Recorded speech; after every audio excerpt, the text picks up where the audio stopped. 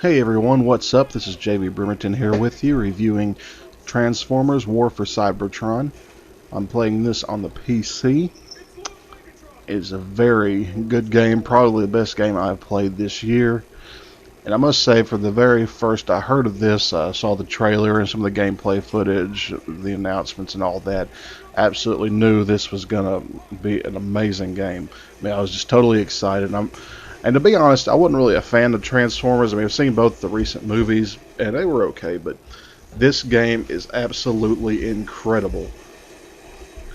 As I said, I was playing this on PC, and the controls on the PC, they're pretty good. Some of the special moves, they got to recharge, and you kind of don't think about using them because they're different parts of the keyboard. But they work decently for what they are. I do have a little bit of issue with changing weapons. I mean, having to use page up or page down, um, versus 1, 2, 3 like other shooter games. But this is a third-person shooter, and the story is, of course, about the war for Cybertron, as the title suggests. The Decepticons and the Autobots are fighting over Cybertron, their home planet, and Megatron is looking for Dark Energon to pretty much increase his power and take over the universe. Um, but not if Optimus Prime and the Autobots have anything to say about it. This is obviously, like I said before, a third-person shooter, and it is very well done for a third-person shooter. I mean, it's got everything a shooter should have: total action, great design, great gameplay, great story, and it is very, very well designed. The gameplay feel is sort of has a combination of Halo 3 and Darksiders to me. Now, Darksiders I didn't like very much. Halo 3 is good, but where those fall short, this one totally blows them out of the water. Mostly because, I mean, you can do things that you're familiar with, but you can do them in entirely new ways.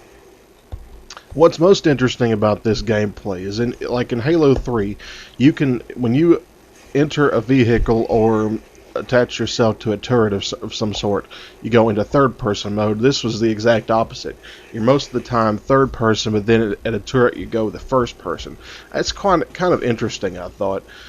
But obviously, I mean, if they were to do first-person with this, it wouldn't have the same effect, and it probably wouldn't be one of the best games I've ever seen.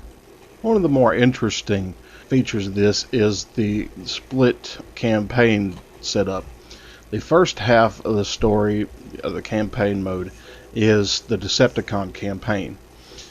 Now, I am slightly uncomfortable playing the bad guy in video games.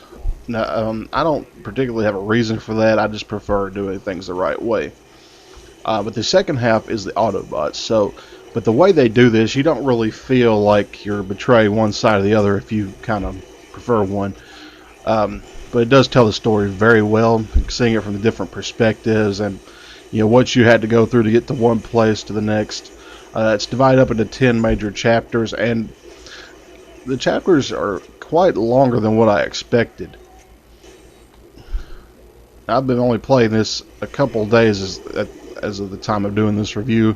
But it did seem to take a while to get to this point. I didn't actually time myself, but for what you're paying for this, you do get your money's worth, and it's got the multiplayer options and everything, and different things you can unlock by doing the campaigns and so forth. The flying here is very easy. A lot of flying in some games is hard to do. This, pretty much for the PC relies on the mouse and then the directional keys. Forwards, W, and so forth. But that's what I really liked about the flying. I don't particularly like flying games at all, and mostly for that reason they're hard to do, just to get the controls right and get your altitude and your speed and direction figured out. It just turns out to be a hassle in those games, but this one did very well on that.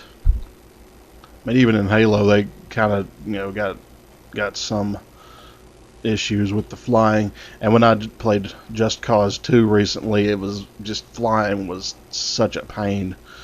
This is probably where a lot of these third-person shooters or flying games should probably take some ideas from, is actually make this process simpler.